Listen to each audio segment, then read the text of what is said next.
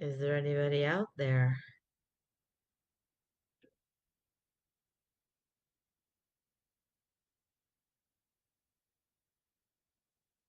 I'm here. This is Ellen.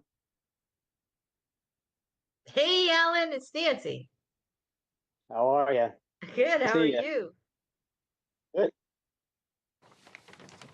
All right, Okay. I got the crap. we're starting the meeting. I'd like to Okay. call the Town of Rocky Hill Planning and Zoning Commission regular meeting of September 17, 2025 to order. First item is the continuation of the public hearing from last meeting. Special permit application, site plan modification under section 8A 1 zoning regulations 3228 Main Street LLC. Joanne Rockamora, member, proposing to add 2 fenced-in areas, continue a non-conforming retail use, add a pet grooming and pet therapy use for property located at 3228 Main Street in an R20 residential zoning district ID 17-163. With bullet points, clarify parking, discuss cleaning up the landscape area, are 2 dog play areas needed, depict a vinyl fence, does parking need to be expanded, show employee parking, explain trash pickup, explain process for cleaning up dog waste, staff explanation on why this is or not considered a kennel, more of an explanation of the business being proposed, information about possible contamination of soil with pesticides, any mitigation measures being taken to address the concerns raised during the meeting by neighboring residents.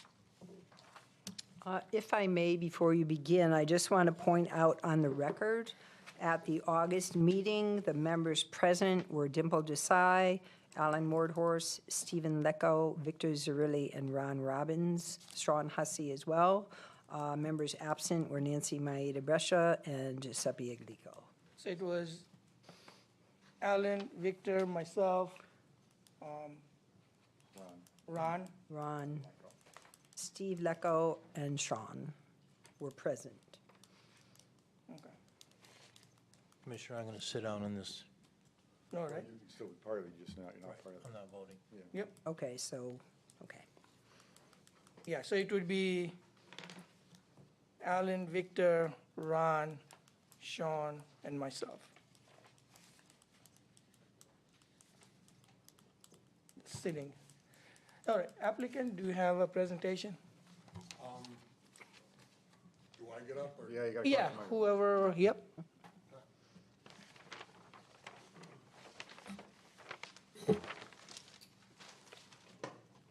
This is a continued public hearing. Continued, yeah.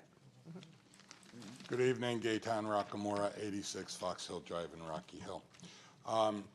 So I had my engineer, Jim Cassidy, revise the plot plan. I think you guys all have a copy of it, to address a few of your concerns. Sean had a comment or had a concern about the parking out front. Totally justified, totally understood that. I had Jim, the dark shaded area on your print is what the parking used to be. The lines now that you see, it's been squared off in the front. We ended up with another parking space. The only thing the commission would also have to vote on is I'm moving the sign down about 5 feet in order to get more parking spots. Adding a sidewalk in the front to access the building. Jim took the handicap space, moved it to the other side. So we made that change. Commissioner Zerilli, we wanted to show a white 6-foot solid vinyl fence across the back of the property to create some separation between the houses in the back, or the house in the back, and the entity in the front. So Jim showed the 6-foot vinyl fence in the back of the property. You know what, I think I'm just gonna go down the list here. Okay, so clarify the plan. If you notice all the planters that are on the plan that I had Jim locate originally on the plot plan all say to be removed. So all of that stuff and all that pitch-podge is gone. Parking, so I spoke about the parking in the front and the parking spaces that we added. We also, Jim added one more parking space for, we originally had 2 for employee parking in the back. We now have 3. So there's an extra parking spot in the back between the building in the back and the chain link fence. Cleaning up the landscaped area. So he's showing, you know, once we clean up the front and get rid of all the planters, and there's what Jim calls an arbor. I guess it's just like a false front for display. Take that out of there, and there's right now there's rubber down on the ground. We'll just take all the rubber up and make that a grass area. Our two dog play areas needed.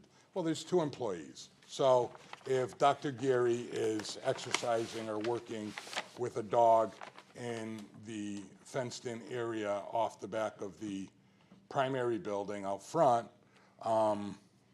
she could be working on that dog and exercising that dog. And if the employee has a dog that she needs to be working on and exercising, she could utilize the fenced-in area behind the building in the back.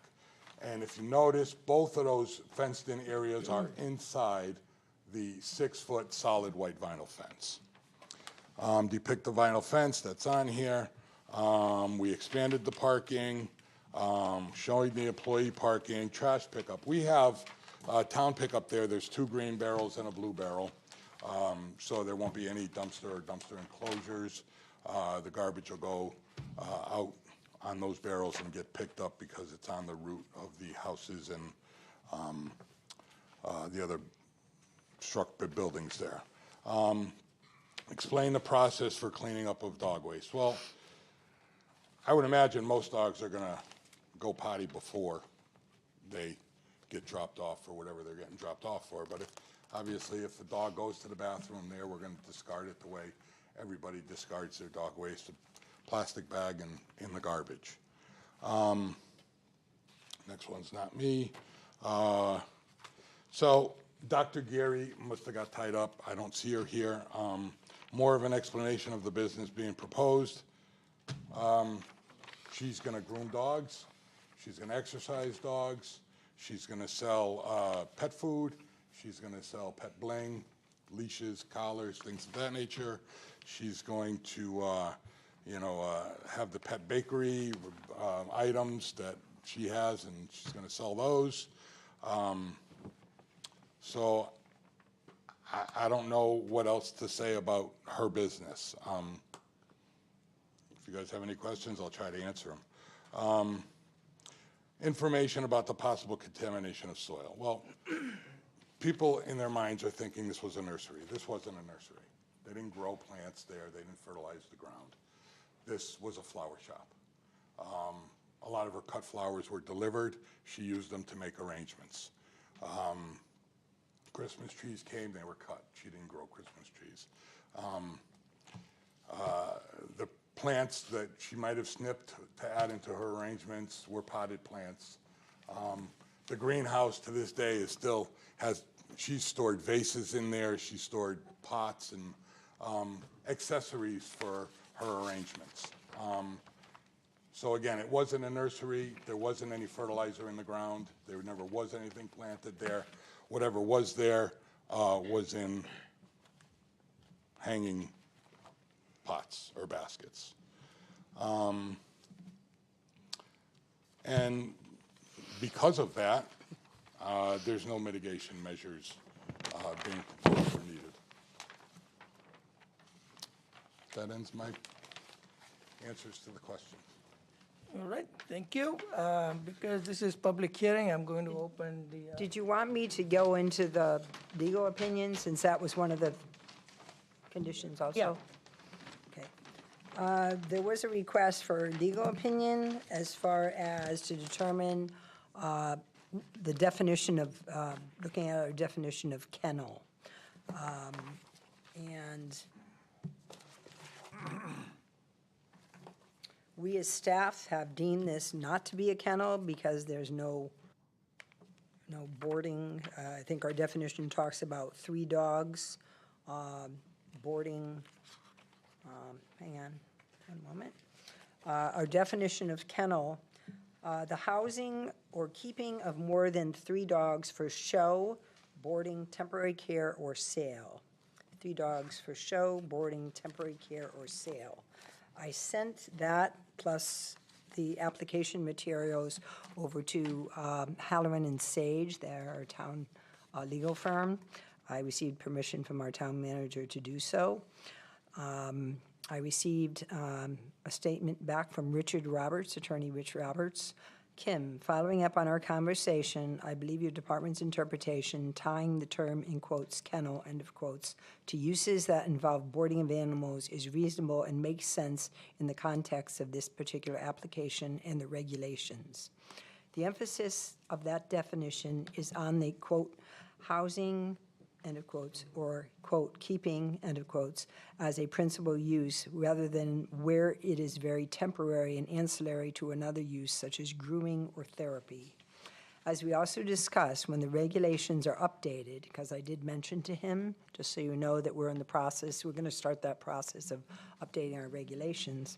They said it may make sense to see how various quote-unquote kennel uses may tie into state definitions and licensing requirements so that they can be addressed consistently. Please let me know if you have any other questions. Thanks very much, Rich. That was received September 16th at 8:54 a.m. Thank you. And, I think there were some other emails that we can talk later. Yep, After- shall I, do you want me to read You- those? Yeah, might as well. Read those now. These came in later on August 20th.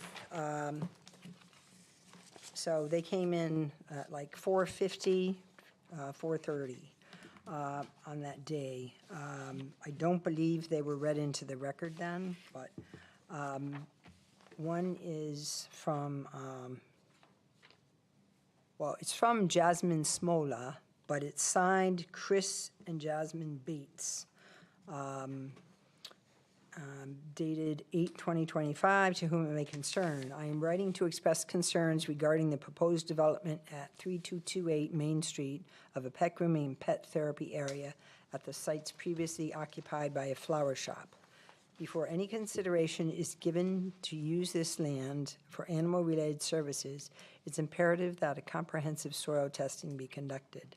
The previous use of the property as a flower shop raises significant concerns due to the likely use of pesticides, herbicides, or other chemicals known to be harmful to animals. Additionally, the proximity to a garage introduces further risks associated with automotive runoff, including oil, antifreeze, heavy metals, and other hazardous substances that may have leached into surrounding soil.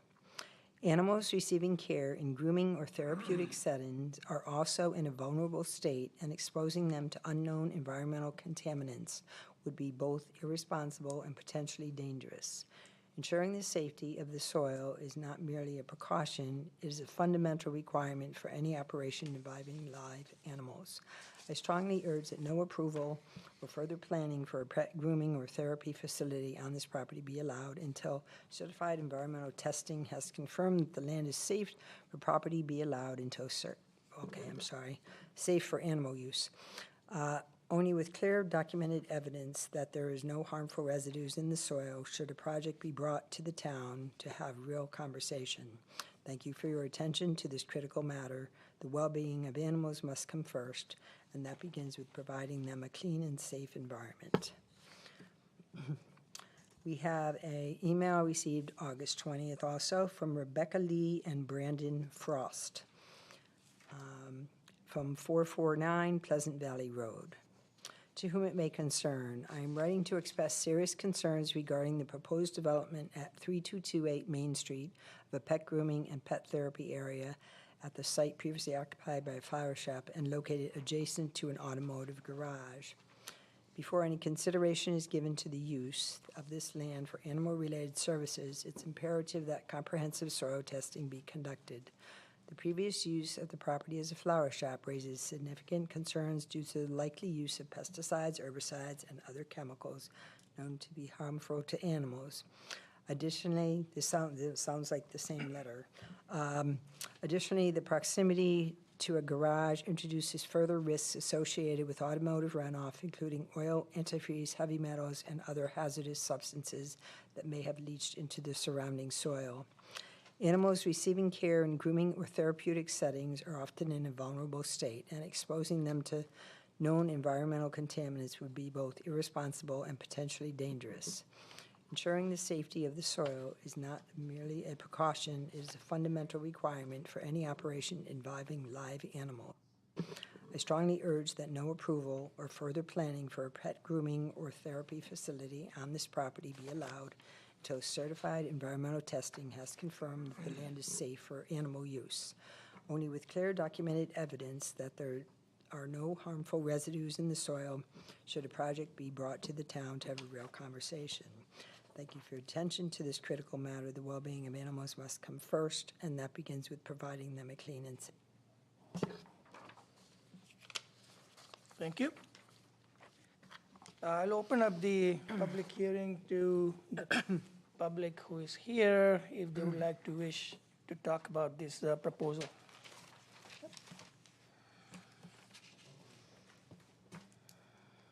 Good evening, Sandy Kelly, 25 Tollgate Road, Rocky Hill. I'm sorry Dr. Geary is not here for a number of reasons. First, I was going to praise her for her work because every advance we have in our animal care is a wonderful thing. It's wonderful for the animals, and it's really good for the owners because we suffer along with them. So I would have told her personally, she's not here. However, I also have specific questions that I don't know if Mr. Rockamora can answer. First of all, I am against this because I don't feel it's the right location. I've been to Dr. Geary's operation in Glastonbury. It has more parking, even with what I suspect is being increased now with the slight increase that Mr. Rockamora spoke about. It has no runs, which makes me question the need. And it's on a predominantly business-oriented road. It's on the New London Turnpike. That's not a neighborhood. That's a place of businesses. And it's a perfect setting for her facility. And I'm glad if she's thriving there. I really wanted the doctor to clarify for the commission the exact use of the proposed runs. Are these a holding area till pickup? Now, there was talk of exercising a dog. I know, making a dog move, seeing if its movement is improved, seeing its gait. But the groomer is going to be grooming dogs. And if any of you have had animals that need to be groomed, you don't come and sit with them and pick them up immediately. Even if you have the luxury, you're retired, you have the time, you pick it up, you know, you do your errands, or else you go to work and you come back and pick it up. So where are these dogs going to go? I want some real clarification on the pens that are being built. I suspect these are going to be used for turnout for the dogs that are awaiting pickup. Now, first of all, there's not a single tree out there for shelter or shade or anything. What happens to these dogs when it's too hot, when it's too cold, when it's raining, when it's snowing? There was talk last time of using the greenhouses. If you've been to look at this property, the greenhouses are not solid steel and glass structures. They're basically corrugated plastic sides. We're going to shepherd 1 or 5 dogs in there in bad weather and hope it works out. We don't have clarification on this, and if Dr. Geary were here, she could tell us. And maybe Mr. Rockamora knows, but I haven't heard these details. Last meeting, she said the dogs would never be unattended outside. Well, if you have 2 employees, a groomer and a physical therapist, then there are dogs outside awaiting pickup or maybe awaiting their appointments. They came a little early. We didn't hear about anybody who would be out there attending to them. And this leads to dogs doing what dogs do, dogs barking, dogs maybe committing a commotion. A 6-foot vinyl fence is wonderful, but it's not a sound berm, and it's not going to change what's going to affect.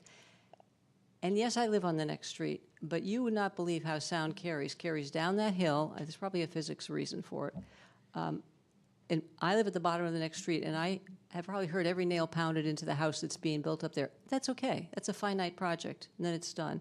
But I'm just saying, these sounds will carry, and this is in the interest of the residents, all of them. So I would really like you folks to get the exact use of these runs. We've had a lot of approximations. And I would just finish by saying, yes, there's a special permit which would allow this, but a special permit doesn't change the nature of a neighborhood. This is a residential neighborhood. There are houses behind, there are houses next door, there are houses across the street. A piece of paper doesn't change that. So I really urge you to remember that this is a residential area. And we had a business in there, grandfathered in over many years, a quiet business, plants on shelves. Please consider the acceptability of this project in this area. Thank you very much. Thank you. We do have, I didn't get to read this into the record, that we do have a letter from Economic Development Commission as well. Yeah, so let me just ask, is there anyone else who would like to address the commission? Yep.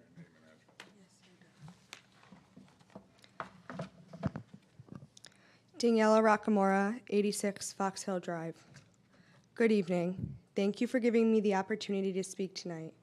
I'm here to express my strong support for the approval of a new business that would be a tremendous asset to our community.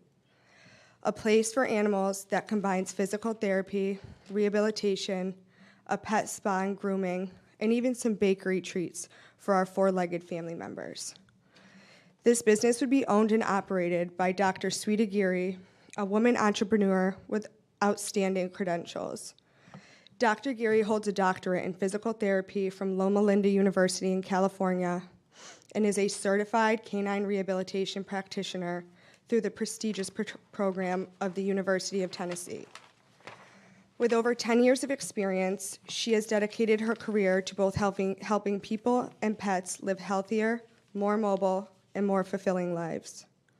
Having a professional of her caliber in Rocky Hill would set our town apart and provide services that are not commonly available locally. As many of you know, Rocky Hill is a town of pet lovers, as we can see in the dog parks, driving around passing people walking their dogs, and even playing in their front yards. A large percentage of households own dogs and cats, and our community is full of people who treat their pets as family. Yet when it comes to specialized care, rehabilitation for injuries, pain management for arthritis, or support for pets recovering from surgery, our options are extremely limited. Pet owners often have to drive to other towns or even states to find these resources. This business would change that. It would keep families here, spending locally, and it would make our community stronger by offering both convenience and compassionate care right at home. I also want to share something personal in my life. My own dog is currently in the final stages of her life battling cancer. For years, she has also struggled with arthritis, and I saw firsthand how difficult it was for her to move comfortably. If a business like this had existed in Rocky Hill sooner, it could have provided her with the therapies to ease her pain, extend her mobility, and improve her quality of life without me having to drive 30 minutes to and from a different town to get these treatments.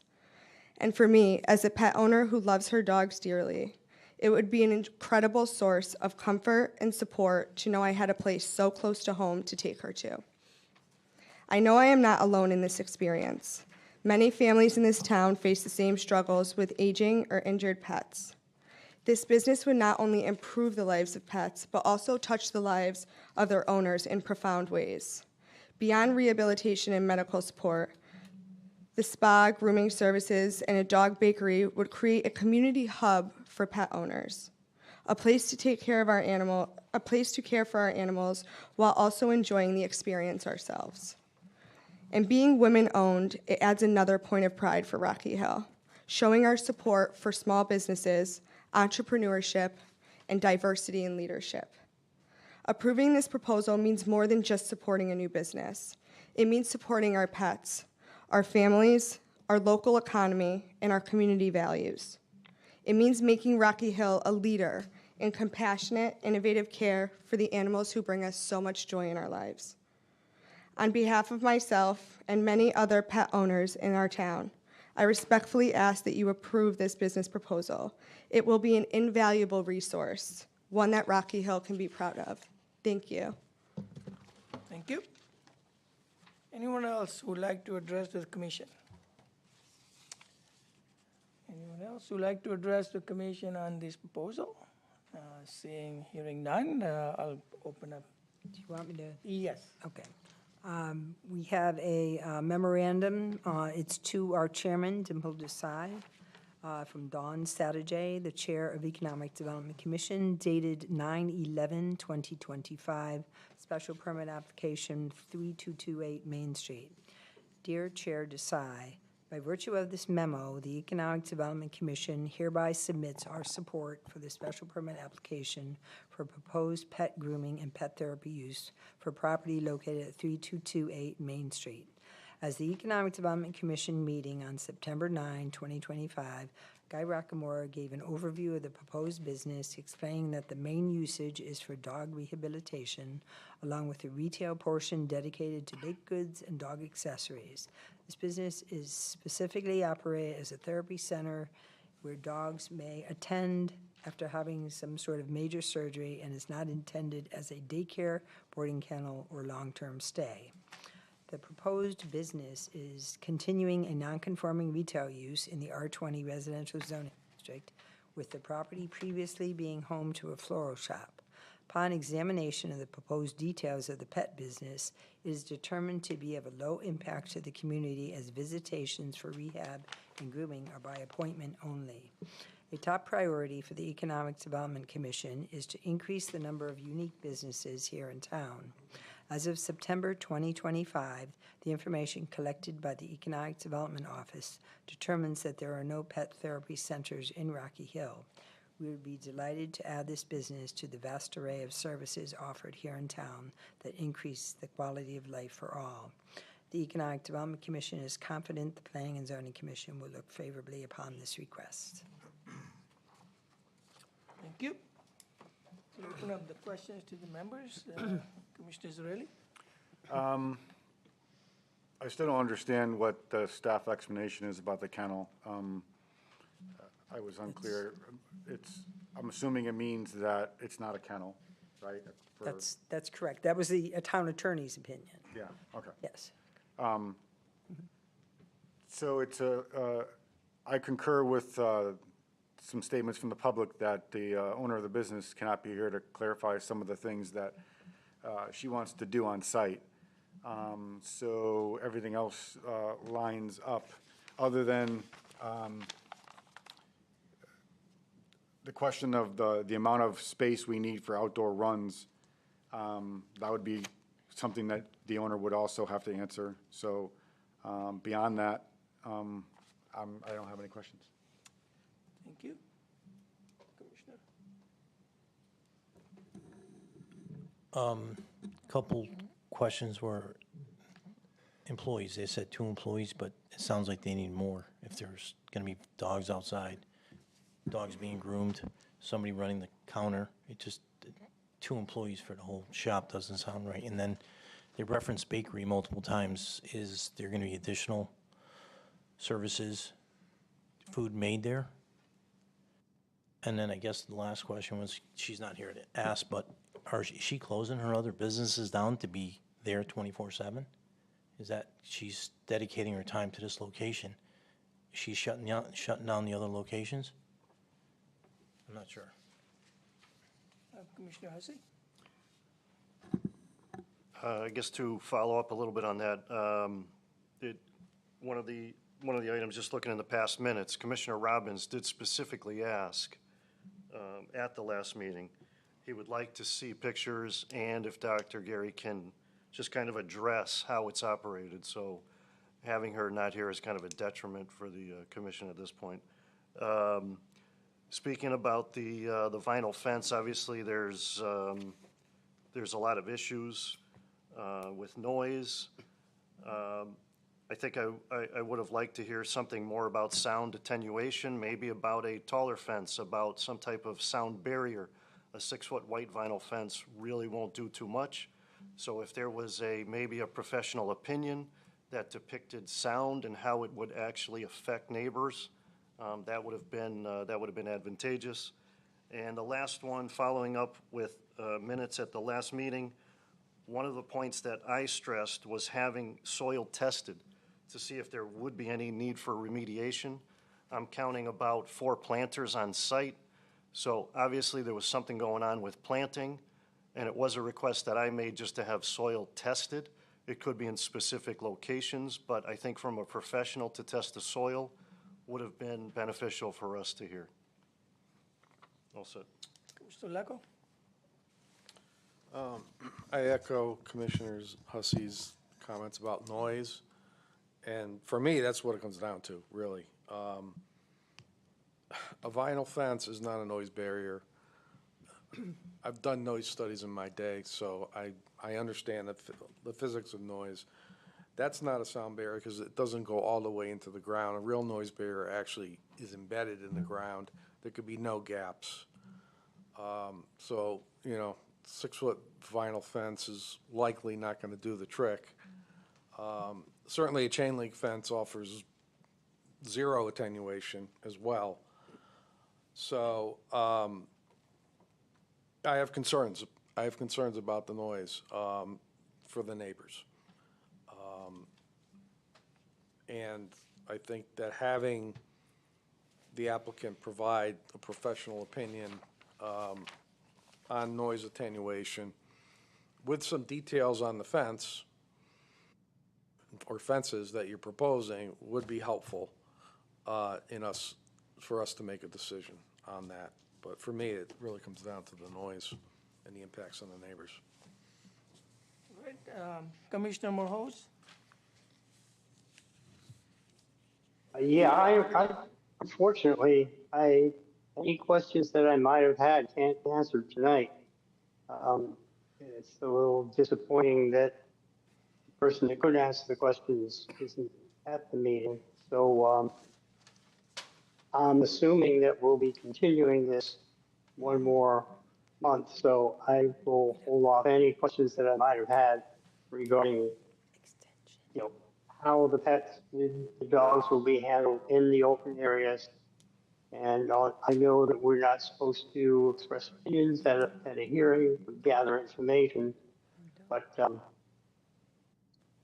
without an explanation, I'm concerned about the noise too.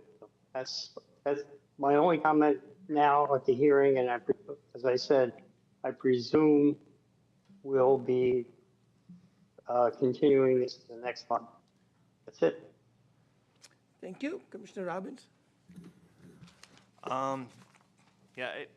Same issue with the owner not being here, because that denies us the opportunity to get the clarification we need. But with that said, for the sake of the record, there may be a few more additional questions that we're going to need clarified at some point. So we were told at the last meeting that they would service about 10 to 15 dogs a day. So if we got 2 people working at the site, and one's a groomer and one's a therapist, if they were both doing therapy outside, which I'm not sure if the groomer would be doing therapy outside, because the groomer's going to be busy grooming. If you've ever seen a grooming operation, they're busy all day, because it's quite a number of folks in this town like to get their dogs groomed. What's up with the other 8 to 13 dogs?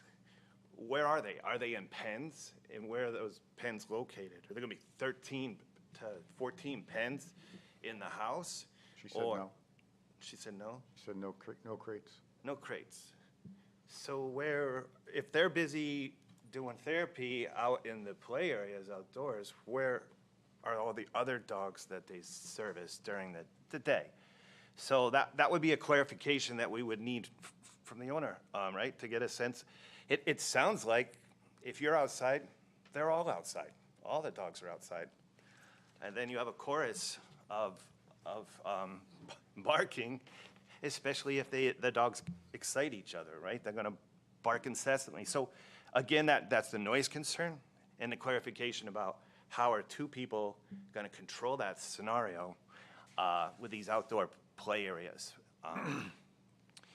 and the functions of the two employees that we were told tonight are going to be working there.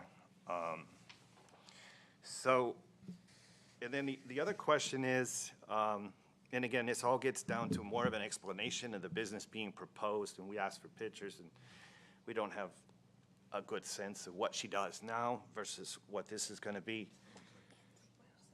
But we did hear at the last meeting that she has had incidents where dogs got loose. And right now, those dogs that maybe got loose at her existing operation, they're in a commercial neighborhood. These dogs are going to get loose in a residential neighborhood. And we really don't want that to happen, right? And I'm sure they don't want it to happen. But what's in place to prevent that from happening, especially if the dog that gets loose is a dangerous breed? If it, you know, I don't think she's going to deny therapy to a dangerous breed of dog. But what if that dog's there because it's not behaving well and it gets loose? You're in a residential neighborhood. So that's a concern. So those are the questions that are tandem to the relative to the answers we got tonight, combined with the what's already been said. We have not heard anything back about possible soil contamination, so which could impact the animals, right? So we want to make sure that those soils are not laden with residual pesticides from the previous use in the past.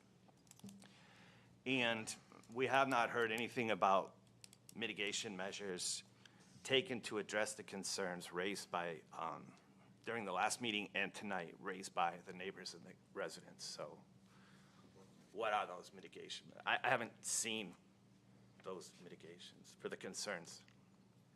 All right, thank you. Commissioner Brescia? Hi, can you hear me okay? Yes.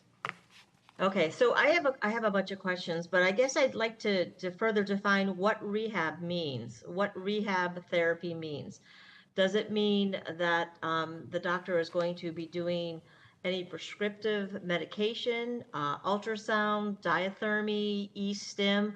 Because if that's the case, you need special outlets and special wiring inside for that.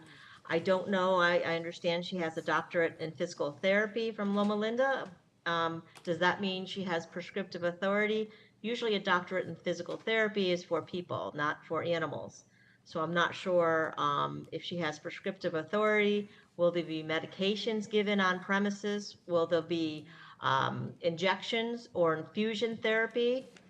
You know, these would all require, you know, special containers and OSHA following just to make sure that needles are disposed of appropriately. If I may, Nancy, it's Kim Ritchie. I just want to make sure we don't get into like a building code issue. You're talking about special outlets and things. That's a building department. Oh, right, but I just didn't know, I didn't understand what she means by therapy. What kind of rehab is she doing? Okay. Is it medication driven? I don't know.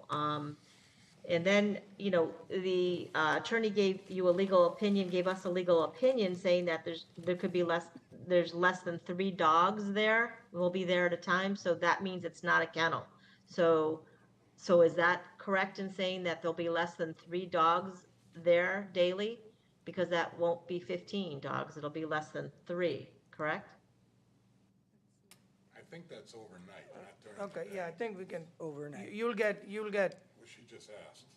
no, she's asking questions not to you, so please, we'll let you know when, yeah, thank you.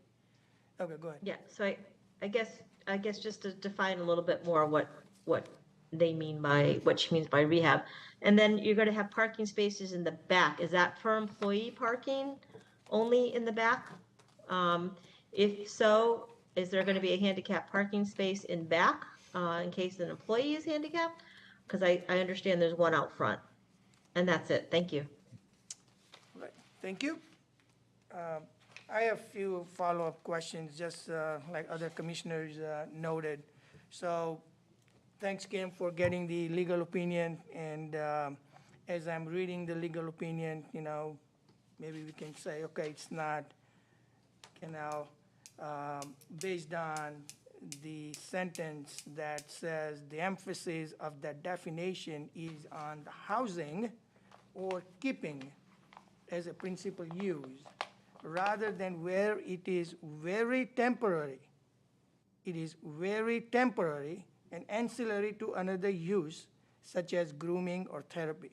So it's very temporary, you know. So as other commissioners had said, it's unfortunate the doctor is not here because she is the one who will be running the business and is certified to give us answers, you know, that, you know, to the questions that we are looking for. This is a special permit. We cannot go based on assumptions, what I think, what they think, what he thinks, she thinks. This special permit, you know, we need very specific answers because the answers and questions that we had asked before, they are not appropriately or you know, satisfactorily answered. We were, you know, there was a request to discuss the Glastonbury, you know, business and how does it compare with this business. As one of the, you know, speakers said, Glastonbury has no runs versus this has runs. I mean, you know,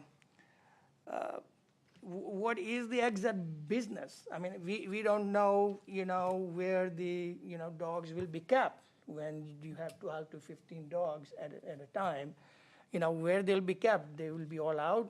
We don't know, we don't have the building layouts, you know, what would be inside.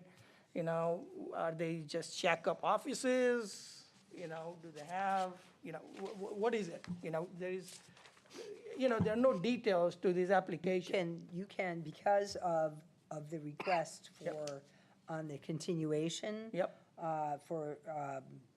For more of an explanation of the business being proposed, information about possible contamination of soil, which Commissioner Hussey asked about as well as others.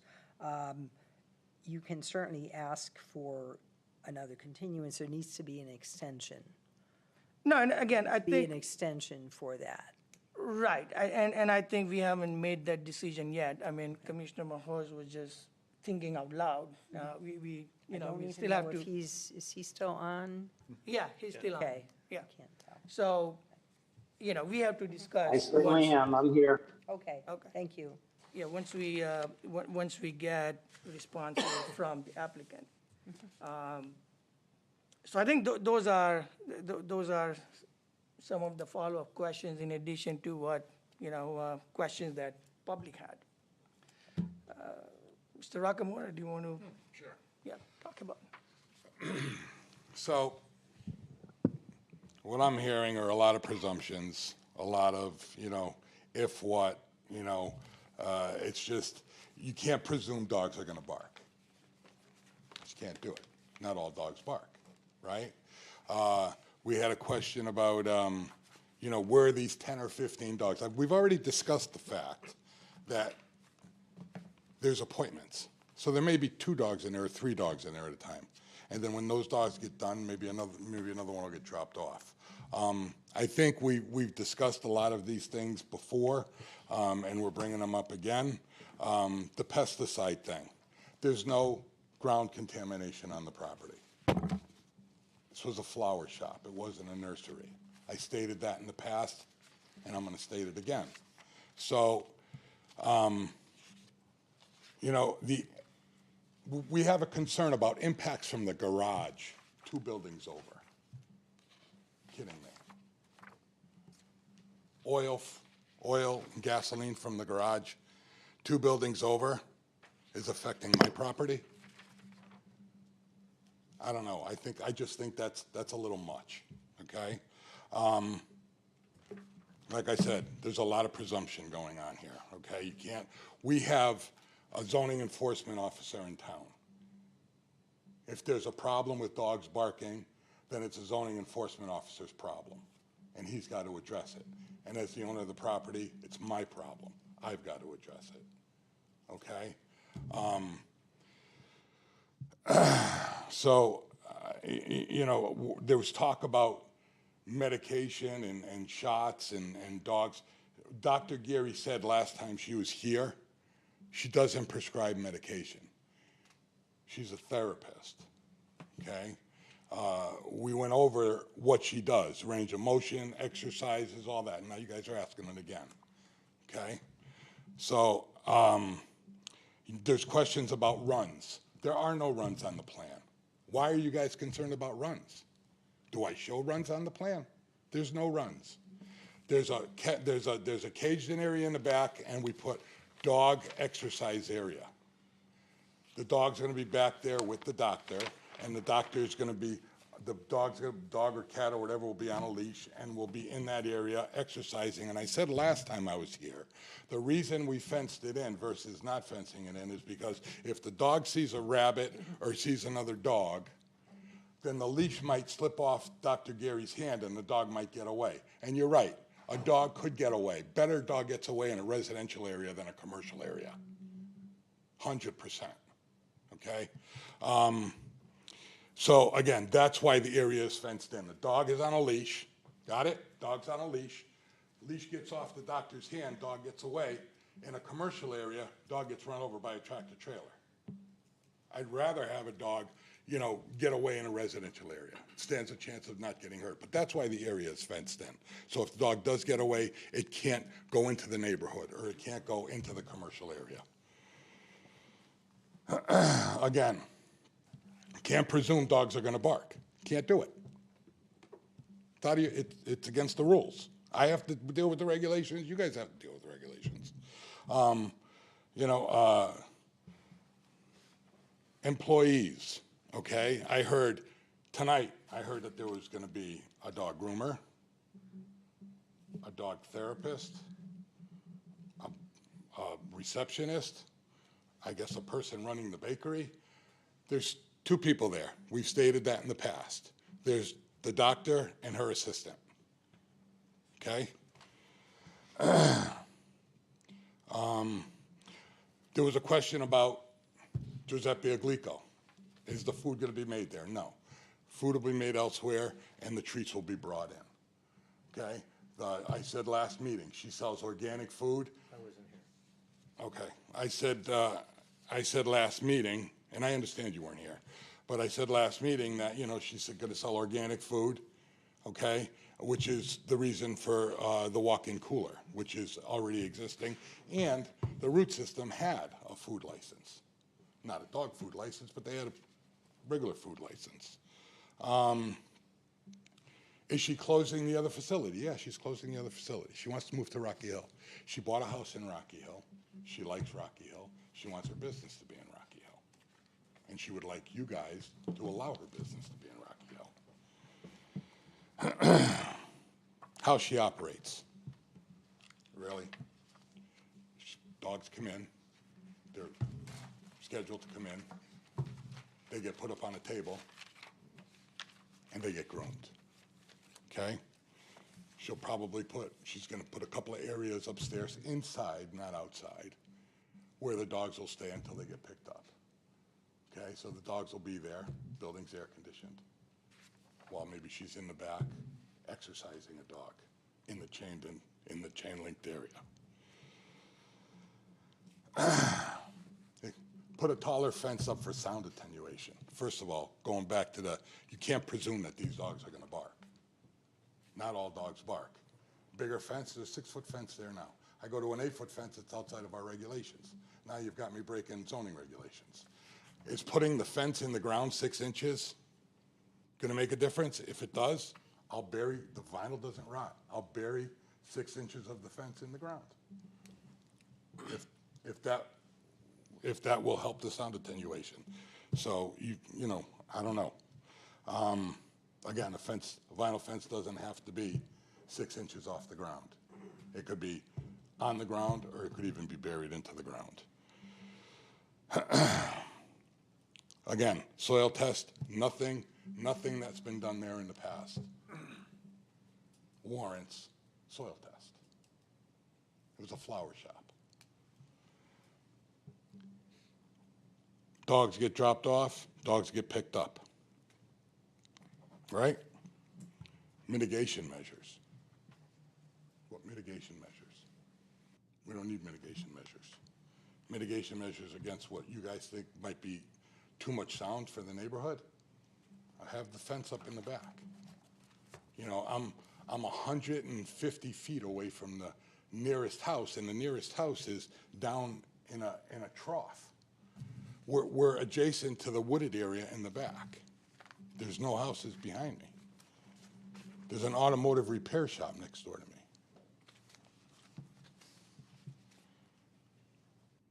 Again, no medications. No dog runs, right? So right now, going for canine rehab.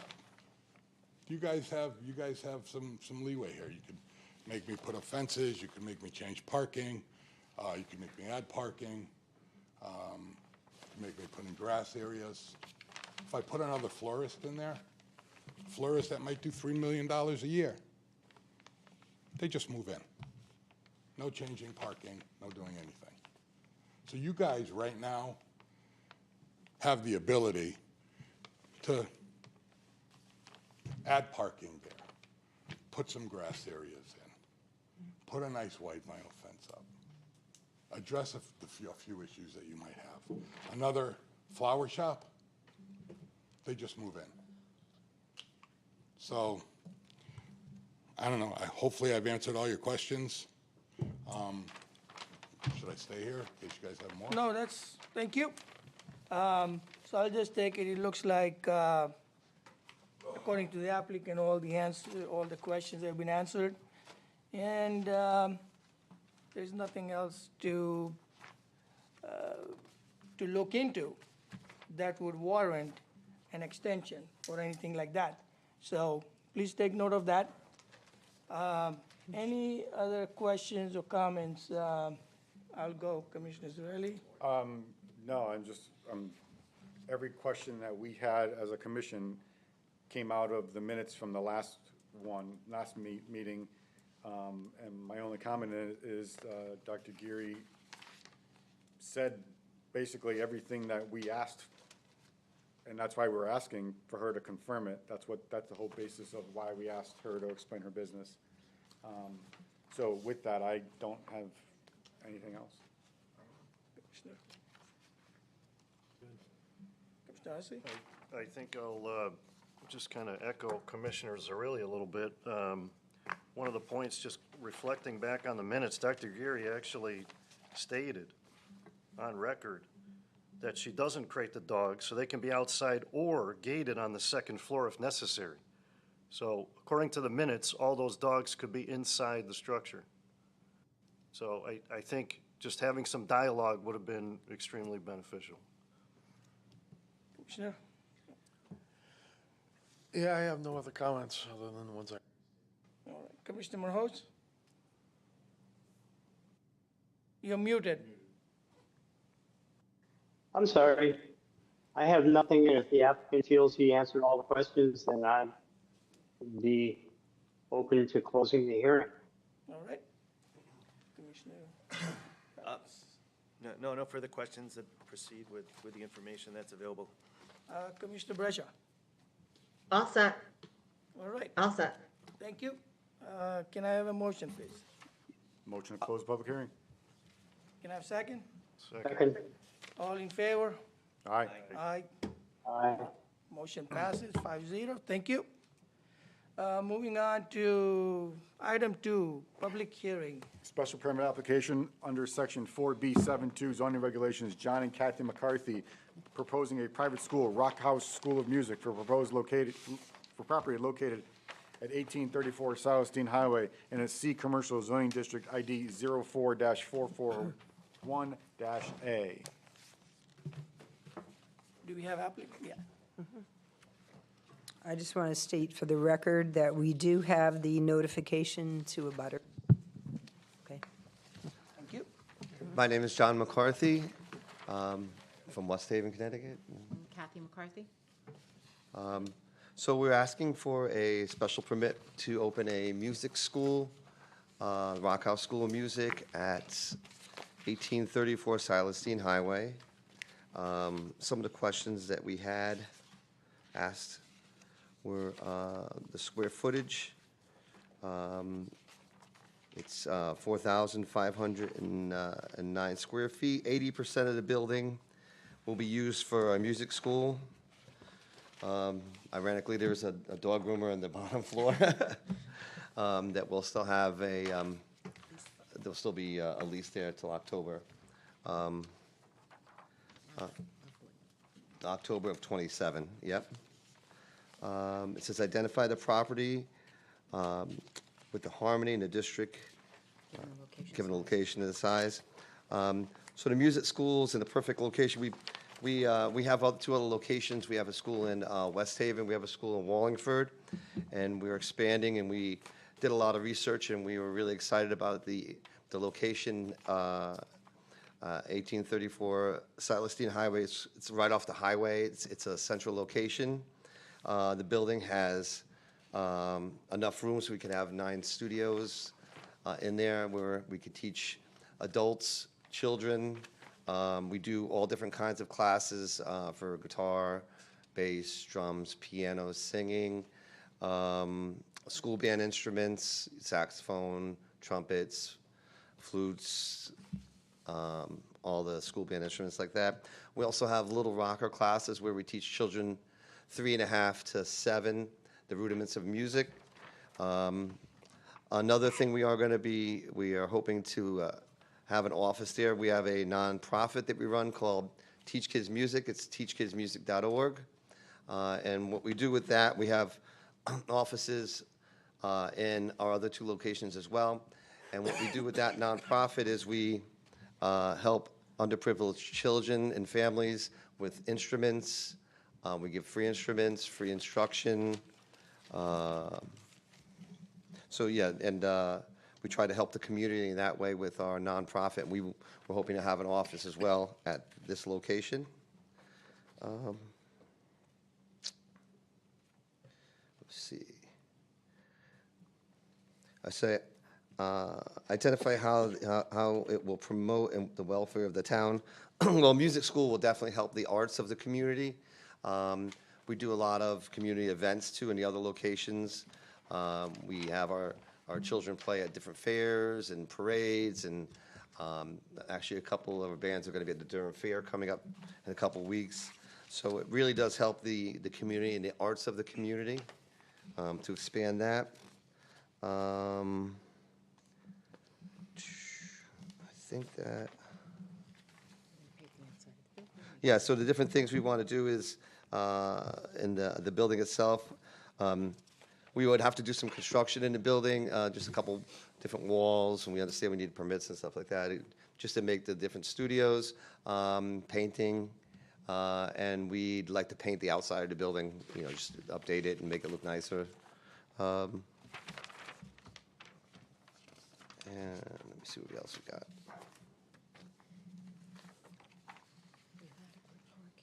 Oh, yeah, the parking. So the parking situation, I wanted to address this for a second. The building is in a condominium setting where there's 3 different buildings that use common parking areas. The busy time for our school, the busiest time is like from 4 o'clock to 8:30, 9 o'clock.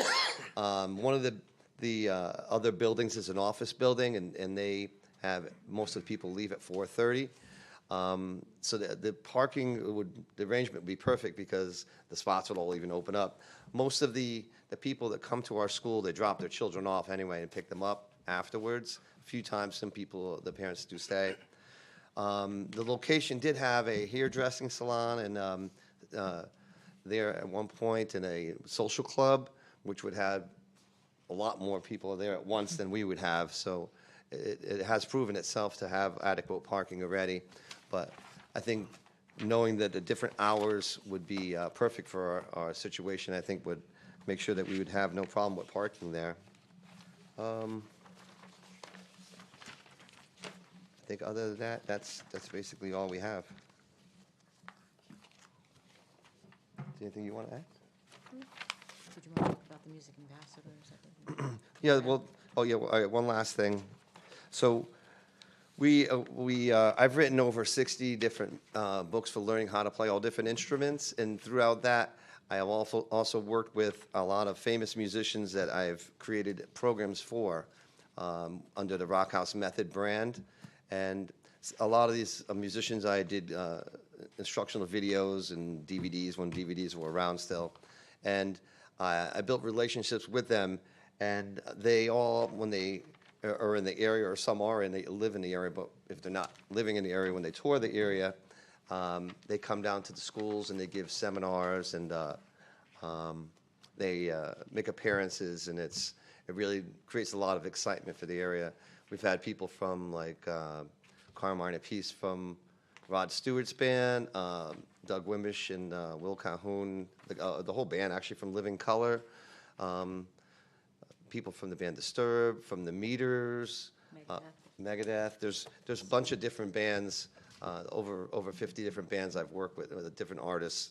So, they like to come and they're pretty hands-on with trying to inspire the kids in music. We do also have a lot of children that are on the spectrum that we work with at the school, and we have a lot of success with that.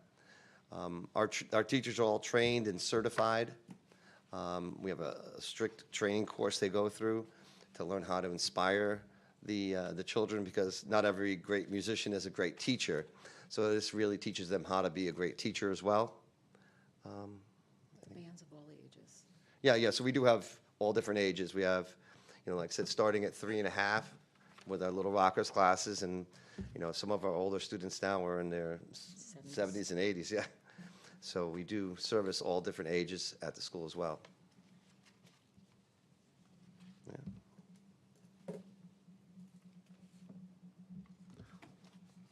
All right, Is it?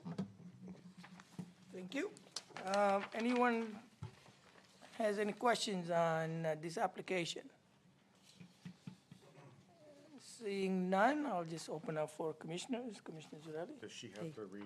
I do have a letter from Economic Development Commission. Yep. Again. Okay. It is to Dimple Desai, the Chair of Planning and Zoning, from Dawn Satterjee, Chair, Economic Development Commission. It's dated 8/21/2025, concerning special permit application 1834 Solestein Highway. Dear Chair Desai, by virtue of this memo, the Economic Development Commission hereby submits our support for the special permit application for a proposed music school at 1834 Solestein Highway, the Rock House School of Music.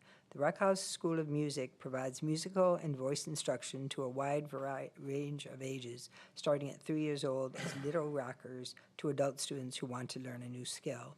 At the Economic Development Commission meeting on August 12, 2025, John and Kathy McCarthy of the Rock House School of Music spoke of the school's purpose and positive impact it would have on the community.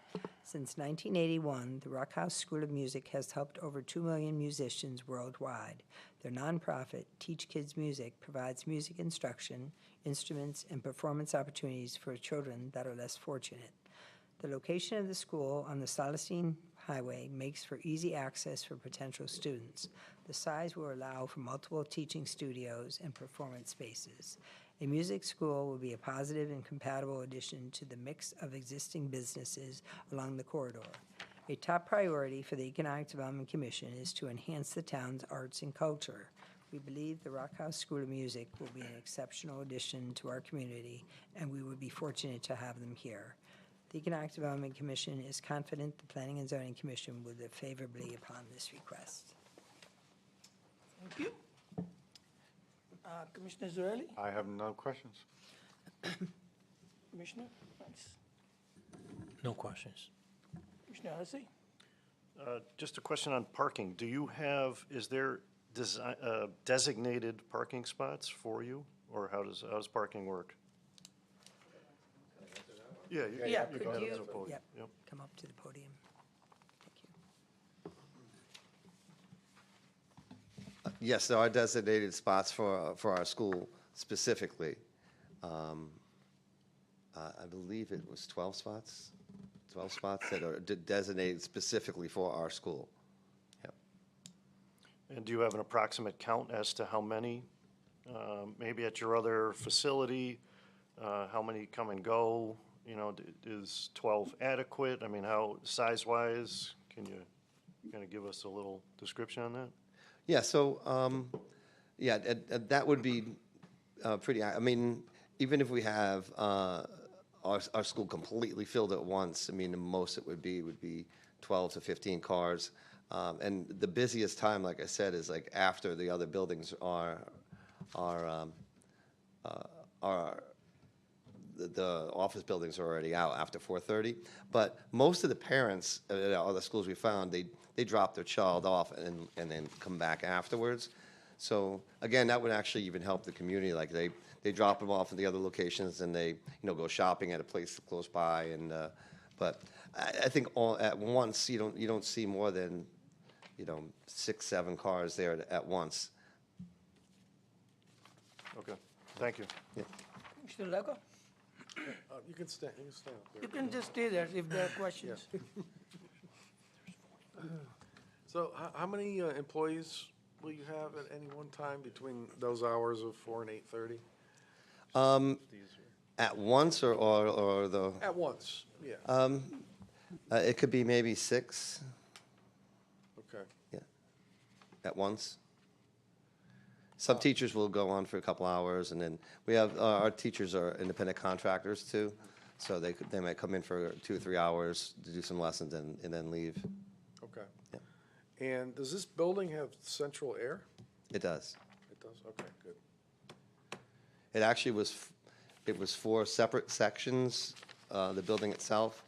We're going to be occupying 3 of the sections and having, with the music school and 1 office we're going to have to teach kids music, nonprofit. Okay, so during the summertime, you can keep the windows closed. You don't have to open windows or have room air conditioning or anything like that? Yep. Okay, good. And as far as sound, I mean, our school in Wallingford is on Center Street, and we actually, we have a lawyer's office on both sides of us, and one of them is maybe 15, 20 feet away, and we've been there for 6 years, and we haven't got sued yet, so I think we're all right. Okay, no other questions? Thank you. Commissioner Morhaus? Yeah, I have a question or two. I noticed that the building is across the street from the Stephanie apartment, across the entranceway for parking of the Stephanie Apartments. Is that correct? The building's across. The building. He didn't hear. Can you Building's across from where? ask your questions again? Your building is across an entry driveway from the Stephanie Apartments. Is Is that the driveway correct? across The building Stepney Apartments? Apartments, it's across from the he's saying it's across from the Stephanie apartments. Place. It's Place across, is north there's of an this apartment entrance. building next door. Yes. It's adjacent. It's It's- north of this property. It's Alan, it's due, what their proposal is the building due south of the Stepney driveway. Correct, and it's the one closest to the Silverstein Highway. Correct. Okay. So I know you said you won't have any open windows, but what is the possibility of some of the instruments you say you have could be pretty loud? I'm just concerned about the possibility of people in those apartments that might be disturbed, especially since you said you're 4 in the afternoon to 8:30 at night. Our others, we have the one school I told you that has the lawyers that are around it. Our other music school actually has houses right around it and we've never had any issues with that. I mean, the rooms are pretty, they're all contained, and the music doesn't really get that loud. I mean, it's an instruction. It's not like a live concert. Okay.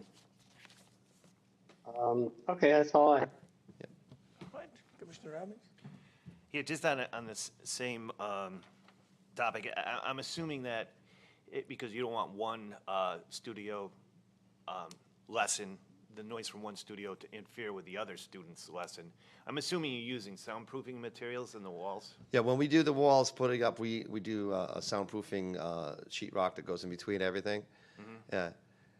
I mean, when you're outside, you really, I mean, you could hear, it sounds like a soft radio or something like that. I mean, it's not like you could hear blatant, loud music outside. Yeah. Yeah, so either internally, the soundproofing is taking care of your internal noise, because you don't want the kids to be disturbed between the different modules, right? Because you said you had how many studios? Well, to be honest, the rooms sort of cancel each other out. I mean, if you have somebody, playing guitar in one room and somebody playing piano in the other room, I mean, we try to make it as soundproof as possible, but it doesn't really, I mean, they sort of cancel each other out. Yeah, yeah. All right. Have you ever, just out of curiosity, do you ever stand outside with a decibel meter just to get a sense of? I mean, you could do it. I do. And assuming if you have no complaints, you're below 60 or 70 decibels outside, so it shouldn't be, or even less than that, actually. But yeah, just something that you want to make sure that when you build out, that you don't have external noise that could potentially interfere with the success of the operation. I think the car noise on Silas Deane Highway would be high, Well, that'll mute some of it, yeah. louder than we are. Is that good? Yes, Commissioner Brescia? Hi, I had a question. Is there adequate lighting there at night? Because I know you're going into the early evening, so adequate lighting both on the site and in the parking lot? There is lighting in the parking lot, and we are going to be updating have an electrician come in to update the lighting as well, to make sure everything is, Bright and safe. yeah, bright and safe, of course. Yeah, we're going to Okay, and my second, go ahead. No, I said we're going to do, like I said, the construction inside, and we're also going to, put the lighting outside. We have talked to a few electricians already. Perfect. And then my second request is when you get Bon Jovi, could you call me? Absolutely. Yeah. That's it. Thank you. All right, Thank thank you. you. Yeah, I don't have any questions. Can I have a motion, please? Motion to close public hearing? Can I have a second? Second. All in favor? Aye. Motion passes. Calling for public comments on the topics not on the agenda. Anybody who would like to address to the commission on the issues or any concerns for anything that's not on the agenda? Okay. I'm not sure if this is on the agenda. Hi, Virginia Harvey, 16 Harvest Lane, Rocky Hill. I just wanted to make a few additional comments for the proposed Rock House business. Oh, that is on the agenda. It is so- on the agenda, okay. In the public hearing. Okay, so I'll just, Oh, we closed the public hearing, so, got it. Yeah. Okay, no worries. Yeah. I didn't have any questions. yeah, all right, thank you. Can I have a motion on consent agenda? Motion to adopt the consent agenda. A second? Second. All in favor? Aye. Motion passes. Item 6A. Special permit application, site plan modification under section 8A14 zoning regulations, 3228 Main Street LLC, Joanne Rockamora, member, proposing to add 2 fenced-in areas, continue a non-conforming retail use, add a pet grooming and pet therapy use for property located at 3228 Main Street in an R20 residential zoning district, ID 17-163. Can I have a motion, please?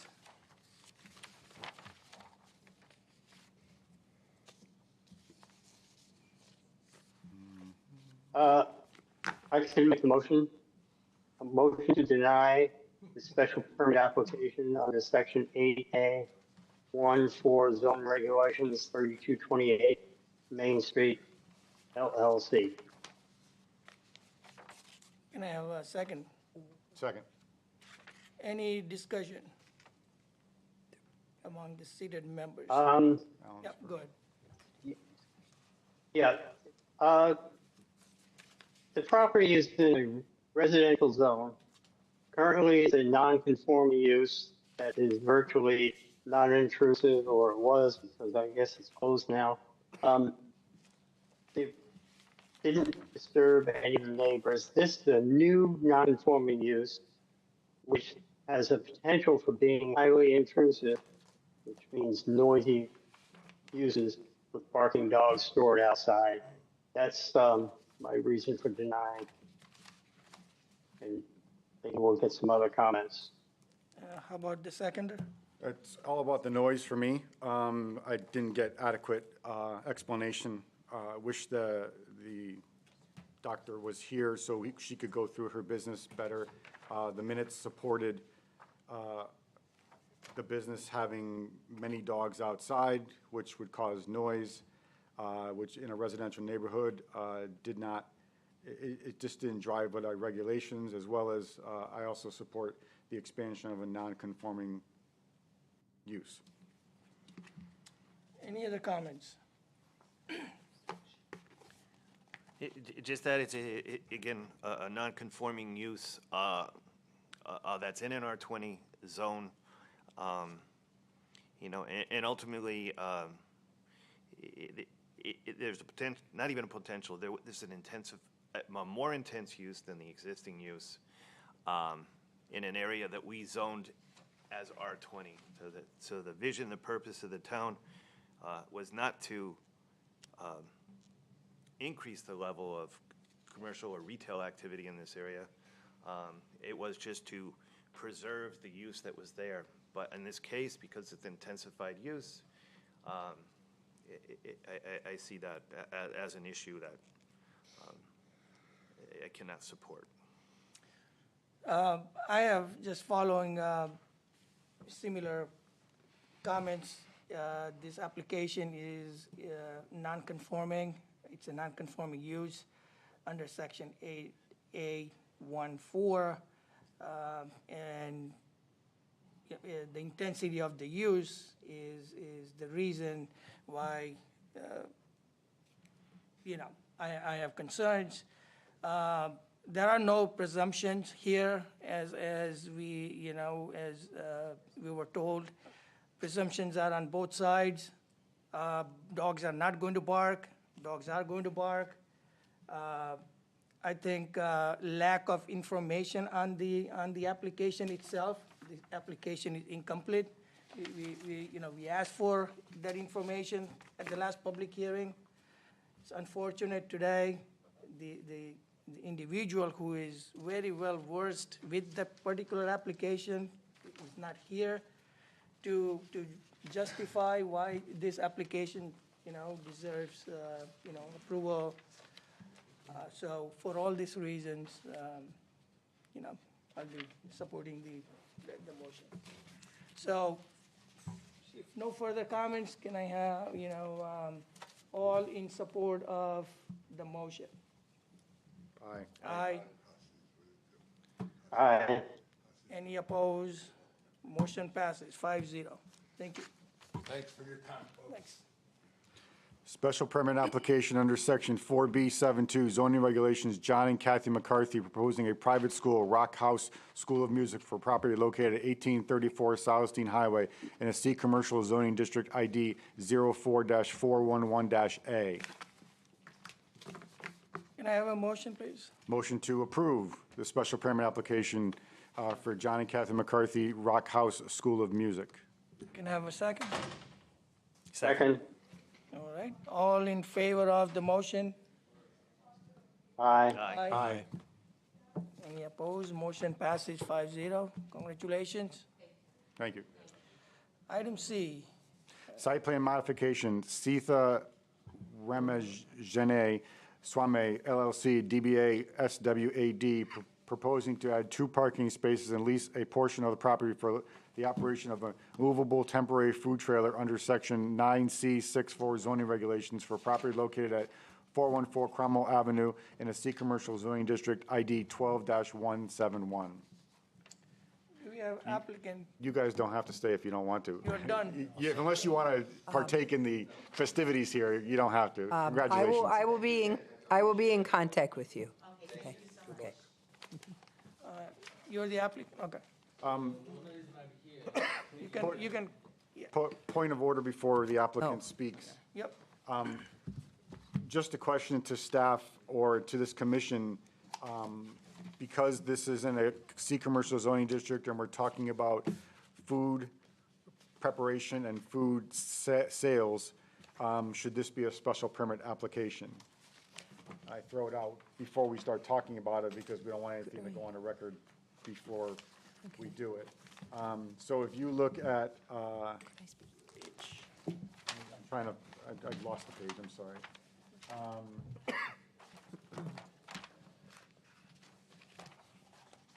Where'd it go? You Oh, right talking here. about the Page definition of? 50, hospitality recreation uses, 4B4. It's under commercial zoning district, it's a site plan application for restaurants and similar eating establishments, including outdoor dining as an accessory use within a primary structure. So I'm just wondering, yes, it is a trailer, yes, it sounds like it's portable, but should this be a site plan application so the public can talk about it and talk about this application? I throw it out to the staff first and then to this commission on the proper way we should rule on this. I'll open Okay, up. if I may. Yep. This was originally taken in by Ben Winter, our zoning enforcement officer. This is territory we haven't delved into yet. There's a way we want to handle it after this application but there is an application pending, so we have to deal with what we have in front of us now. We actually don't know enough about it. We don't know the hours it's going to be there. We don't know if it's going to be moving. My thought is if it's not moving, then it is in fact like a takeout restaurant. We know they're cooking on site, but is it going to be moving on a daily basis? I don't know enough about it. That's why the So, presentation would help. so. But to your point, Yeah. if the presentation tells us that it needs to be a restaurant, then we've gone down the road and we might as well just do it in a special permit and to your point, it's, you know, it's, we can't go down the road, you know. Yeah. I mean, I'm not trying to put Right, words in right. everybody else's Yeah. mouth, but we can't go down the road and go down the road again. I think Yeah. if we didn't have enough information, it should have been like a preliminary, What I, You know. I don't know if, no. Sir, you're not the. I'm not the owner, but I can speak about behalf of him a little bit about it. Okay, one moment. okay, so, Or didn't work. if you guys can provide the link, he can join online. no, that, it doesn't. Okay. All right. I mean, I think the concern is, you know, I agree, if it's special permit, then why are we discussing a site plan application? It should come as a special permit. I wish it was like a interim preliminary meeting where we would have known more about the applicant and, you know, the application. So I think we have questions that we cannot answer. I don't think we can go ahead, so maybe what we do is, maybe Set a public hearing for next month, for October. Yep. However, a decision will have to be made if this is a special permit or not, right? And then, because Correct. you'll have to Well, no, revise the language. Aren't we yeah, the language has to be changed. Right. Pardon? The language says site plan The application. language on the agenda, right. yes, So, correct. So you'd have to withdraw the site plan. so what do you suggest? Like, do you suggest that we have a public hearing at the next meeting as well as a revised language? Because we have to Well, add, and there would be revised language. but what would happen with this? It could be, I would suggest for the clean process to deny without prejudice and then have them come back they'll be back at next month as a special permit. Okay. So on the Because making food uses, just so you're aware, typically if it's a permanent food use, if it's going to be there on a regular basis, permanent food uses require special permits under our zoning regulations. there wasn't a lot of clarity when it was submitted. So to that point, we just want to make sure that the applicant understands that this is totally procedural. What we Yes. have to do. Yeah. And then you'll have to come back as part of the process. Yeah. To come back. So you're going to hear words, you may hear word denied tonight. It doesn't mean that Well, you're denied, it means it's It would be denied without prejudice. without Prejudice, prejudice. so you can come Which back. means you Means can you come back and schedule next- with her yeah. the proper way to do this application. Yeah. That's what you're going to hear tonight. I just want to make sure you understand that. So, are we have a special meeting with this or? Right, so Would what happens be- is that there are a couple of ways. One is site plan application. If it's, minor changes, this, that, you can just do a site plan application and we can take action. The other is special permit. There are certain uses, in certain areas that require special permit. It is little rigorous. It has a lot of information that you have to provide. Staff can provide you those things. And, so the burden of So on proof the is on the applicant. You have to prove, So on the certain making things. food, sir, we have a commercial kitchen and outside, we are not making on site, so. Yep. Yeah. So again, the issue is, based on our reading of this, what we have in front of us, we feel it falls within special permit, not site plan application.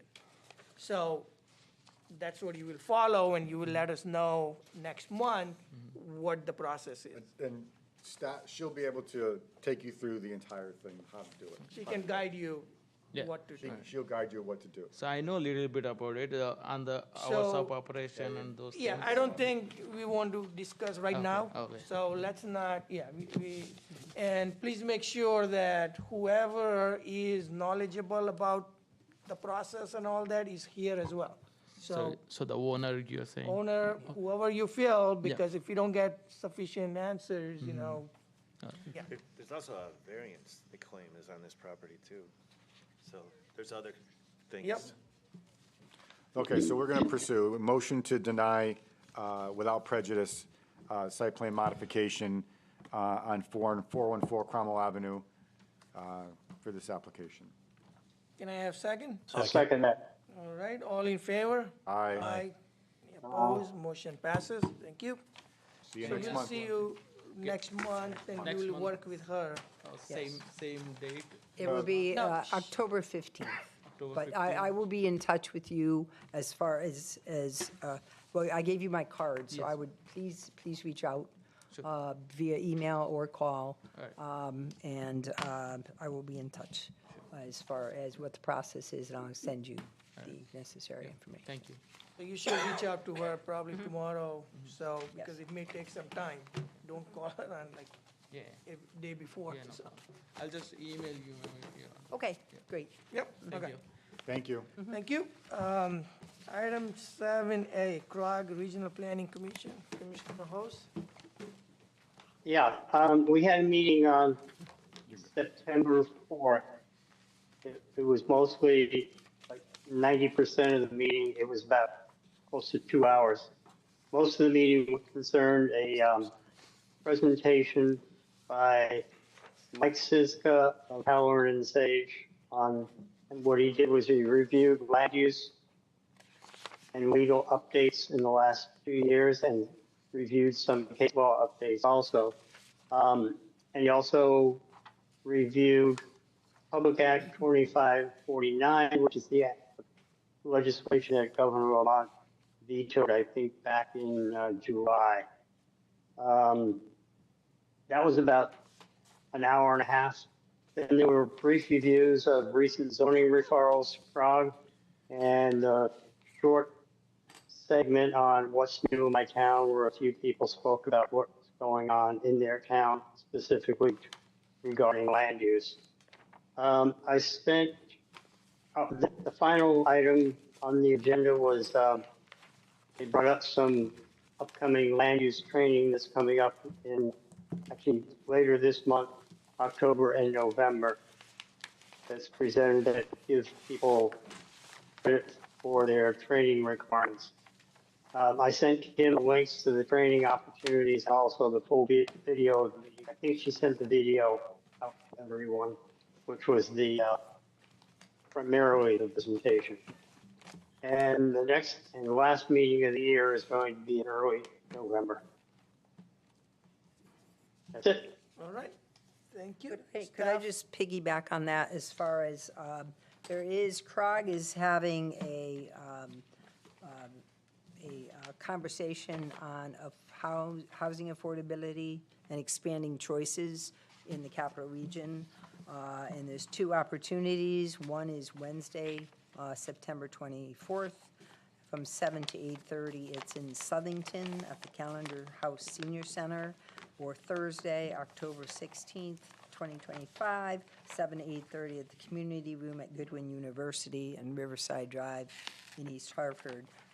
Just so you know, I did sign up for myself at the Goodwin University session, but if anyone is interested in attending that, please let me know and I will sign you up. It's free of charge, so the price is right. I think does our commission members have they completed those required? I believe most of you have. Okay, so if you can just follow up with Yes. who hasn't, so then, so And I'll this is just suggest for, that they do. Yeah. for us, like, you know, the statute has mandated that whoever are the members have X number of credits. You know, under 4 affordable hours. housing. Yeah, 4 4 hours. yeah. But at least 1 hour of affordable housing training, this certainly will. Right. So please do. One other comment, Yep. if I could. The meeting last week actually was good for a credit of an hour and a half of training for anybody that might have attended. I also didn't mention that of the 38 towns in the capital region, only 14 of them had representatives at the meeting, which is, I've been pointing this out in each meeting for like seven meetings in a row. Kind of disappointing that people don't show up and attend these meetings. They're online, so it's not like they have to drive halfway across the state to get there. That's about it. I appreciate Alan for your time and dedication to, you know, and represent Rocky Hill. Thank you. You're welcome. Thank you. 7B, zoning enforcement. There are a few items in a spreadsheet. It was on the table this evening. Actually, this morning, as I dropped my daughter off on at the bus stop to pick up the Connecticut Transit bus, there was a dump truck in back of me that I had received a complaint about, and I had the day before, and I had a really detailed description of the truck itself and where it was typically located and parked. And I looked in the rearview mirror and I said, "Oh, I see those." I said to her, I said, "I see something I need to go and inspect." And as I dropped her off at the bus stop, I said, "See that street up there? It's going to take a right on that street." And sure enough, it did. And I followed, and true to form, true to the complaint, it was, so that was the Riverview Road item. So we will be going after them, not only for the dumpsters, but the truck as well. We're getting a lot of calls that don't really deal with us. We don't deal with where cars are from.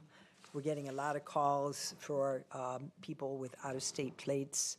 We don't deal with that. That's not a zoning matter. The assessor may be interested in that, but not us. So we get those all the time. We're still getting tall grass complaints. Well, I'll be reaching out, just so you know, because the political season is starting. So I will be reaching out to the respective party chairs and the registrar of voters on both sides of the aisle to mention that we do enforce those signs, especially if it's a sightline problem. If we get a complaint that there's a sightline problem, we will go and basically lay the sign down, we'll investigate, lay the sign down in that location and call whoever it is we need to call from that location and tell them what we've done. Take a photo of it also. So I have to make those calls this week too, because that's starting up. Two questions. Have we spoken to Kelson Row about Building 1 and the moving of those air conditioners? And they're doing it everywhere else, but the units that were in question from the start still have not been moved or screened or whatever. I think Building 1 was a problem, there was a problem, I know, with utilities in that area too. And on the plan, I don't have the plan with me, but I thought there was Yeah, nothing no- changed on Building 1. They did it everywhere else that we asked. Yeah, but you're talking as you go in the main drive? The first building on the left. Yeah, as you go in the main drive, to the immediate Yeah. and it's left mostly as you the- go it's in. the units on Main Street. On that north side of that Everything first we building. talked about ad nauseum in that meeting has not been done. Okay. And I'm just, But I know the ones, that- the ones as you go into the immediate drive on the left. Yeah. There was, things were not going to be done because Yes, of I the agree with that. utility On the locations. entry drive, Okay. yes, but not on Main Street. This is next to the the public place. Nope, that's Building 2. Okay.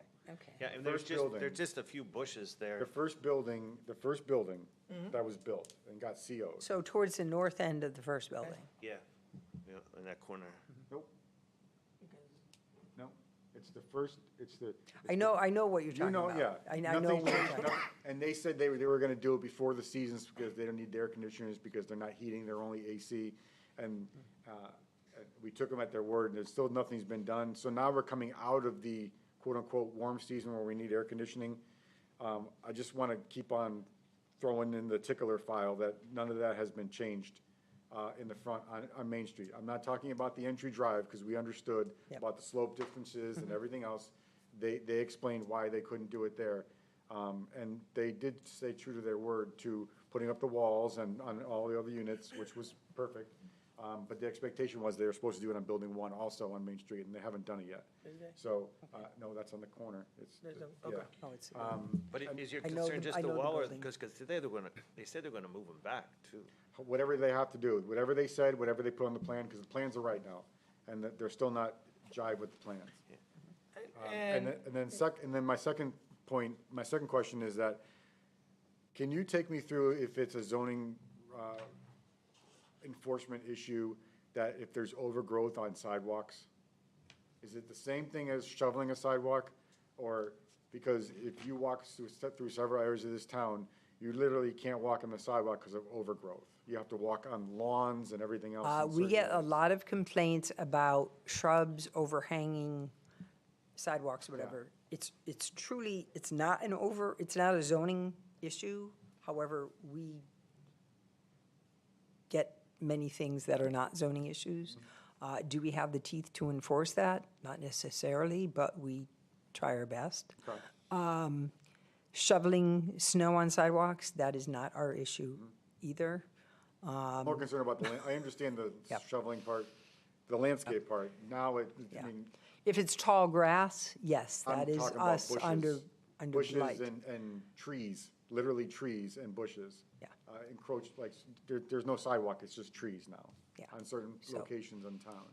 Yeah, so you can certainly provide me a list. So that's what we do, okay. Yeah. I just want to make sure we're on the same page, that's Yeah. all. That's all I have, sorry. so, talking about Carlson Row, I think, again, when I went out there, next to the open space, like the public place, as you, from the On the north end, Yes. on the Yes. north side of the property? Yeah. where there is open space like gazebo and all what we talked about, there is no gazebo now, but, that open, right there, they have those units, AC units that you can see. They are not blocked, so if you're sitting and using that open space, you will see those. So I think, if I'm not wrong, they were proposing to cover those up. Yeah, I don't know if they're done with that part yet.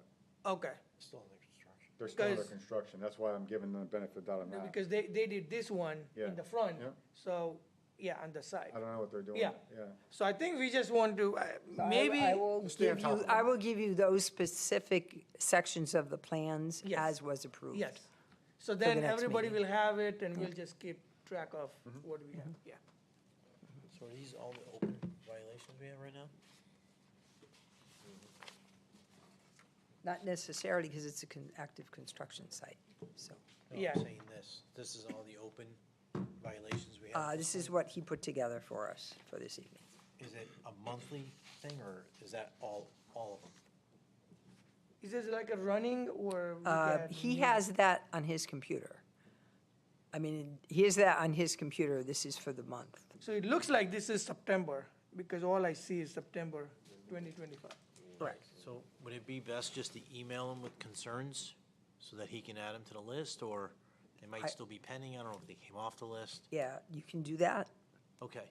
You can do that, or you can do that to me. You can send it to me if you'd like. Okay. Thank you. You want, does the commission want, I mean, I think we've had this discussion numerous times. Do you want all of them? I It would say makes, anything that's not closed. Not addressed or. It's not closed. Yeah, the open. The open one, so we don't. Right, Commissioner Hussey? I'm good.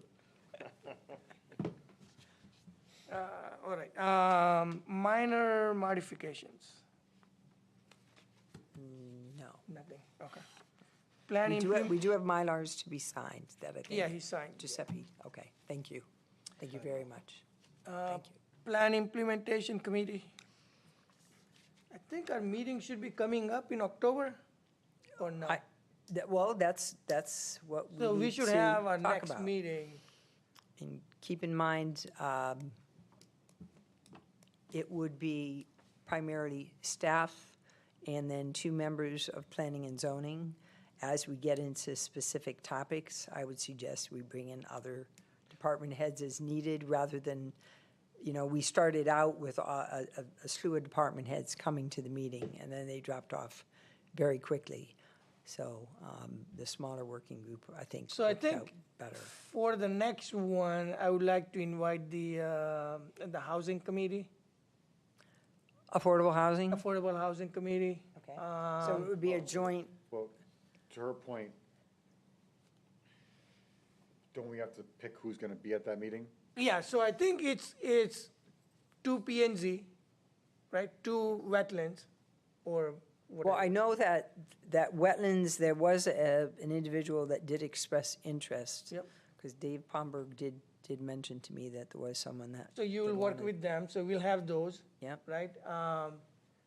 And then sometimes we may have economic development or park and rec. I think economic or- development should be there on a Right. regular, the staff person on a regular basis. Because because now that we have seen recommendations from them, I think we have to, yeah, let's talk to them as well. And park and rec, if there is something going on. Yeah, but I would have economic development on a regular basis. I would have. Just have a base. yeah. Yeah, Set a there'll be a base. base, and then we'll go from there. Yep. But we do need 2 members of this committee. And keep in mind, we also have, there will be appointments Yep. in January or February coming up as well. So, for the commission, so. But I would like to at least have that Affordable Housing Committee. See, Did you want a special meeting No. of PIC and the affordable? Well, if they're going to attend, it's going to be, if we have a quorum, then it will be a special meeting. think I Keep in think we mind- can just get We should just the have a chair. pick, let's just have a pick meeting. Yes. And let's get our act Yes, straight. that's what And then we can, So the reason I'm saying is there were conversation going on between the Affordable Housing Commission, Housing Authority, Council, all that stuff. So I think what I want to do is make sure that everybody understands the process before it goes too far. It will be, because, I don't know, did they come to because, council meeting? because it's part of the POCD now? Yeah, Because the they were- affordable housing plan is part of the POCD, you think it should be part of the PIC? Not, I mean, they can be part of PIC, but No, talk about yeah, the yeah, PIC. talk about, like, because they were looking at certain properties, It's fine.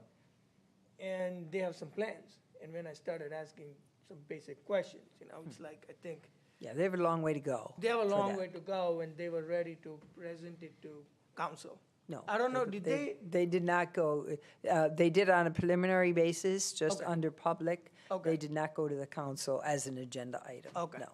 Okay, so that's good. So if you want, we can certainly even ask the chair to Yep. attend. Yeah, but- just share. But We can, we need 2 members of planning and zoning to Yes. be appointed to the PIC there we committee. do. Commissioner Zarelli, myself.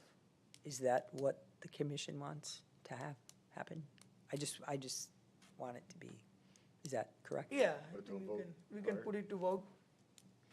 And that's, If anybody else wants to do it, then. because again, I mean, this is for me, this is continuation of when we started. We had a break because of POCD.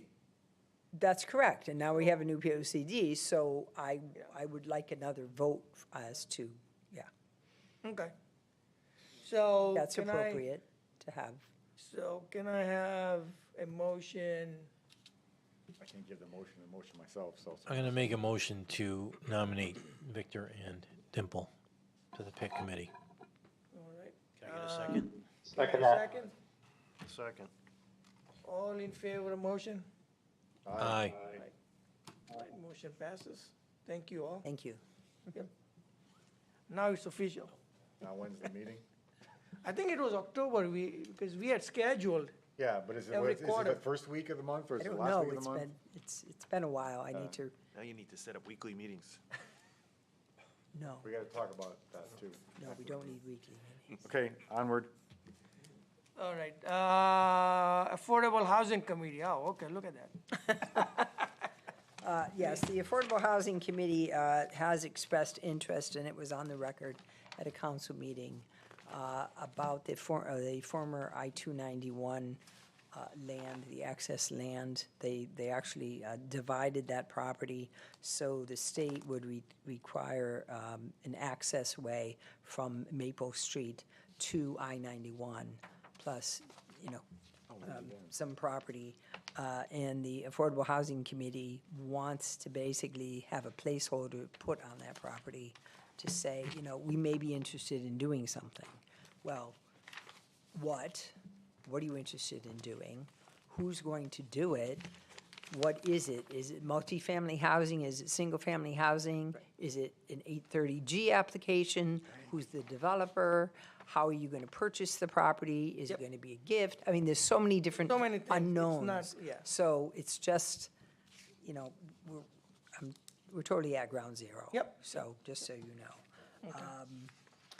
So I know the Affordable Housing Committee has also put forth a few ideas as far as possible zoning regulation revisions in the past, and they're going to be working on those to bring to the commission, probably through PIC, as far as possible regulation changes to further affordable housing in town.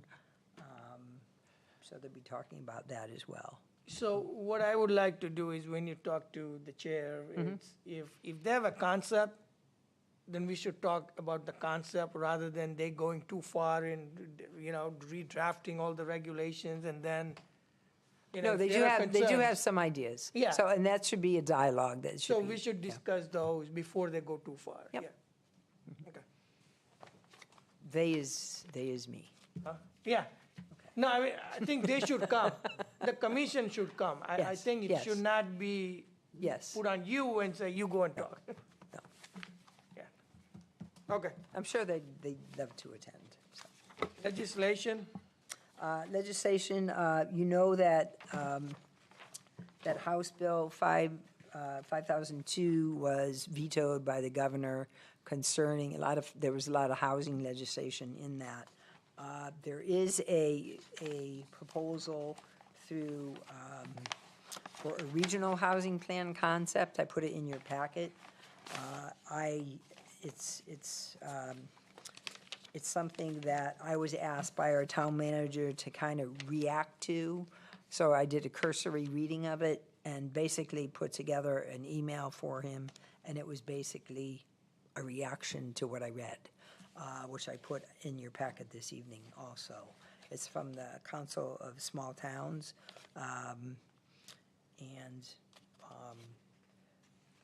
I think the idea is good as far as this goes. They would set it up the same way they do the hazard mitigation plan, which is a regional plan, but then every town would have an appendix at the end that's more geared towards, okay, what's Rocky Hill doing? Or what's Rocky Hill going to do?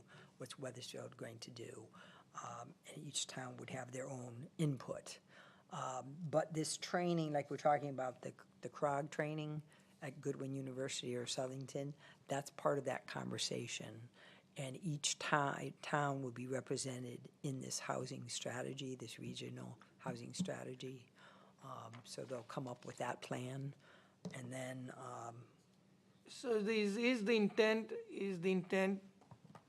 to say, hey, Rocky Hill, you are going to create X number of units? we don't know. What- We don't okay, know if that's okay. going to be Okay. On a the- regional the basis. outcome. Right. We don't know if Okay. that's going to be the outcome, but, yeah. But some of the things I came up with are certainly in here. If you have any questions or you want me to go over them, let me know. It's here, we can put it on the next agenda for discussion if you'd like. I think 60% AMI, I know we had talked about before. We always talk about 80%. But that's the greatest need. We There's wanted been to go studies. lower. There have been studies and, Yep. Goldman York and Don Poland Yep. from Connecticut, there have been studies that basically say 68% of AMI or 40% are the greatest need, not the 80%, which we get on an 830G application. We get an 8, I think 830 is even lower. I think they go 30. Yes. Yeah. But we have those requirements for our regular regulations. Right? We put in 20% or whatever affordable housing. Yes, but we don't say, and one of the That's what I'm saying. suggestions Yep. that our Affordable Housing Committee says Yep. is actually take our regulations and say, okay, if we want 20% to be affordable, we're gonna have, so much percentage of that 20% being 80, with a greater percentage being 60% and a greater percentage being 30 or 40%. Yeah. So we're gonna dictate to them That's what, what, yeah. yeah. Okay. All right. Let's see. Communications, we don't, do you have any communications? There is a special report on the 25 acts, 2025 acts affecting municipalities. So there's a lot of different legislation in here that we have from the Office of Legislative Research. We received from Sue Moores, the Executive Director of the Housing Authority, fair market rent documentation from 2026.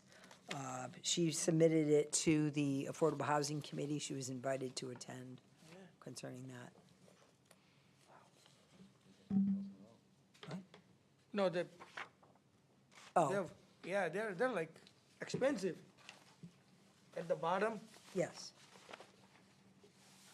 Yes. yep. Okay. Any other?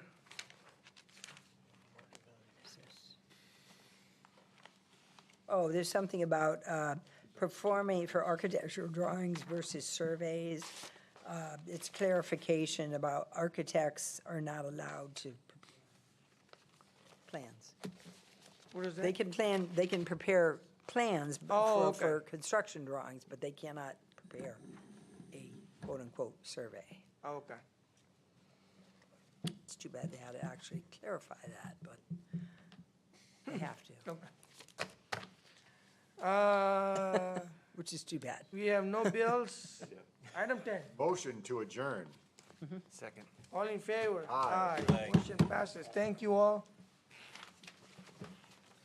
no, you gotta hit the